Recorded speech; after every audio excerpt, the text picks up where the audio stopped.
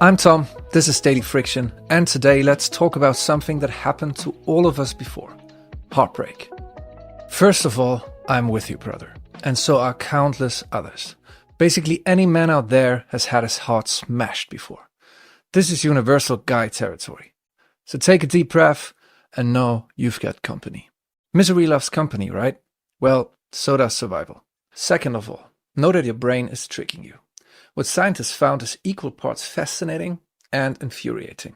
I read an article where people who were going through a breakup were put in fMRI machines.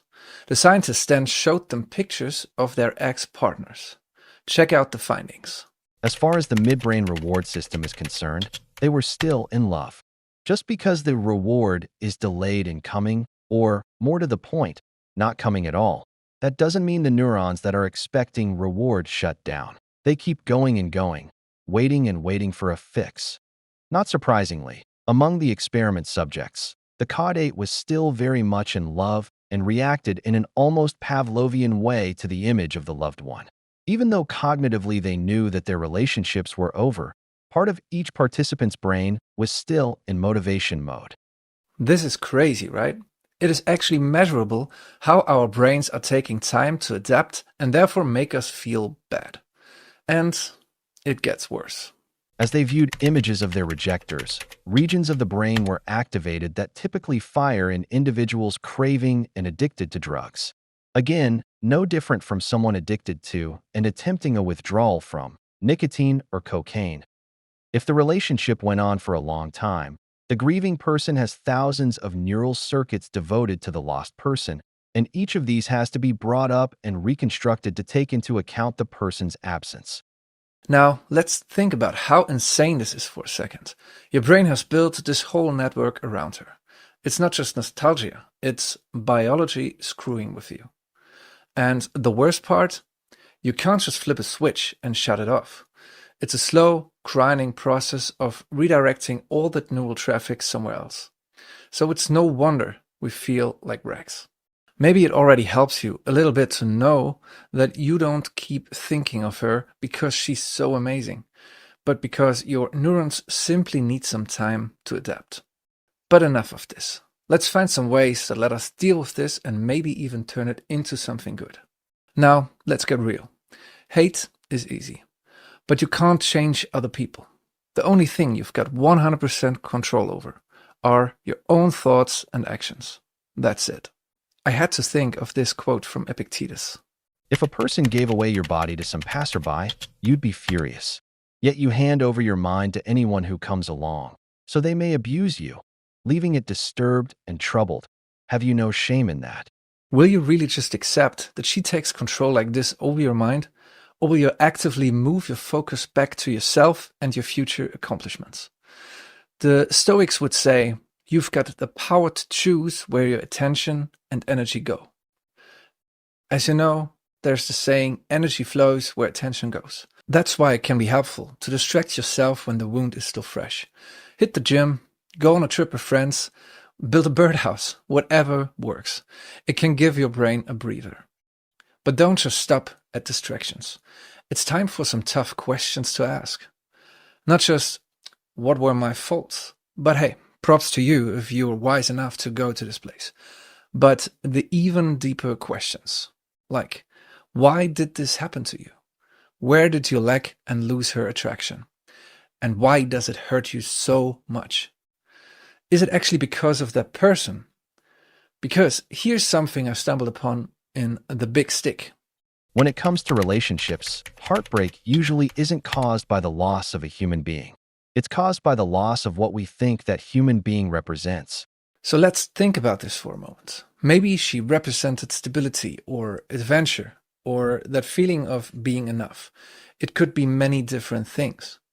When she leaves, it's not just her walking out. It's that whole fantasy falling into pieces. It would be good to think about it and find out why it makes you feel so bad and if you can work on those desires in some other way. Grab a pen and write it on a paper if you have to. What can you learn from this? A breakup can have a dozen big lessons for you, hidden in the trenches somewhere. They will make you a better man if you implement them. A heartbreak can be one of the greatest teachers for men. And know this, if you don't learn the lesson, this will come back to you. Maybe in a few months, maybe in a few years. As Zig Ziglar writes in Born to Win. If you learn from defeat, you haven't really lost. No matter how much you dwell and spend time thinking about this now, you can't go back in time. You can't change your mind because you can't negotiate attraction. And you can't deal with this pain forever, festering somewhere deep inside like a splinter you can't dig out. There's only one solution. Take responsibility and grow from it. We all know there are some guys out there who turned a heartbreak into fuel for big things. Become one of those men. It's not about erasing the energy. It's about redirecting it. But more about this later. Let's get to number 2 on the list. Here's another thing that helped me. I guess you could say it's a little visualization trick. It kind of dips into the territory of neuro-linguistic programming, also called NLP. If you have never heard about it, here's a short definition from the one and only Anthony Robbins in Unlimited Power. NLP is the study of how language, both verbal and nonverbal, affects our nervous system. Our ability to do anything in life is based upon our ability to direct our own nervous system. If that's too cryptic, it's basically the exploration of how language, thoughts, and mental images shape our behavior, experiences, and feelings. So here's the thing. We all know women should only be the cherry on top of the sundae. A valued addition, but not the focus of your life. A want, not a need. No matter which one of them out there. So yes, even the one you thought was better than all the others. But also the one that made you feel like that after her. Deida, in The Way of the Superior Man, puts it this way. Every man knows that his highest purpose in life cannot be reduced to any particular relationship. If a man prioritizes his relationship over his highest purpose, he weakens himself, disserves the universe, and cheats his woman of an authentic man who can offer her full, undivided presence. So I had this image in my head.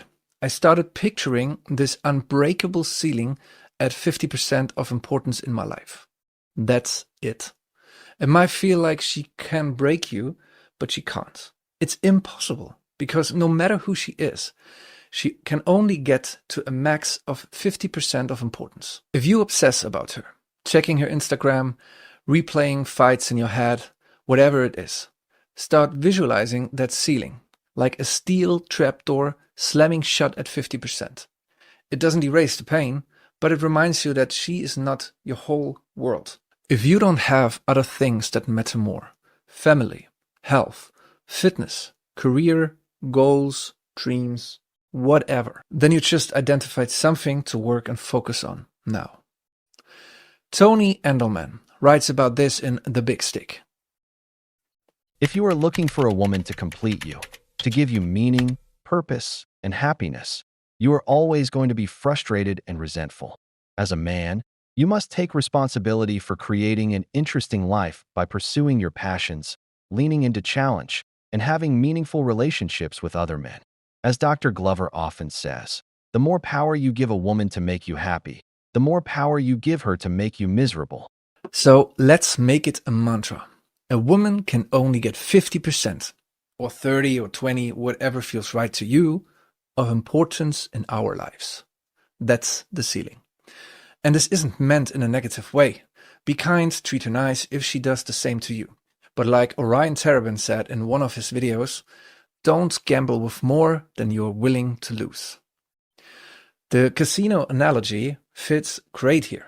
Lose yourself 80% in a woman, we have a problem. 90%, we have a big problem. But 100%, well, you know what I'm trying to say. You have to keep space for yourself and personal goals. You have to fill that space above the 50% ceiling with other things that have nothing to do with women you date. Build a life so full that no single person can tank it. They say the best way to win a woman's attraction back if she lost it is to level up as a man, develop yourself, and put the focus on yourself. Now, I don't think that should be the goal behind it, but I do think a situation like this is a massive opportunity if you use it the right way. Work on yourself, your fitness, your mind, a side hustle, a personal dream, quit smoking, cut down on drinking, do something that's been on your mind for a long time but is just a little bit out of reach. This is actually the only way to turn something bad into something good, a downfall into a stepping stone. The Stoics would say, make the obstacle the way. Time doesn't heal wounds, it just makes you forget certain things. Just like a trip from 5 days ago feels fresher in your memory than one from 5 years ago. I found this in the book One Buddha is Not Enough. A single thought or a dream about the past can also trigger this entire stress response. That is why time does not heal. We suffer more and more. We become more and more angry and more unhappy and not so compassionate to ourselves and to others. Suffering does not bring compassion. Suffering can make people quite bitter and ruthless. The energy doesn't go anywhere. It will remain in your body, your mind. The only way to turn it into something good is by using that energy to level up or create something that makes you better. Something that you would have not done otherwise. And think of it like this. The more effort you put into this new endeavor and your self-improvement, the more you turn the bad into something good. Throw that energy into something that makes you proud in the future. I heard this somewhere. What's the story you would like to read in a book? This is the only way I can think of that in a few months or years from now, when something reminds you of that girl, you can say, I'm so happy this happened. It was the push that I needed and the start of something great. So those are some tips for you, my brothers. Maybe we'll dig into this more in the future. And hey, since you clicked on this, you might be going through something right now. Know that we've all been there at some point. And for some guys, it became the fuel for great things. Don't forget, you're in good company. What do you think about this topic? Do you have anything to add? What did I miss? Share it with the community in the comments below. Support Daily Friction by liking this episode and subscribe to the channel for more content like this. Let's end this one with the following quote and see you in the next one, brothers. If you are distressed by anything external, the pain is not due to the thing itself, but to your estimate of it. And this you have the power to revoke at any moment.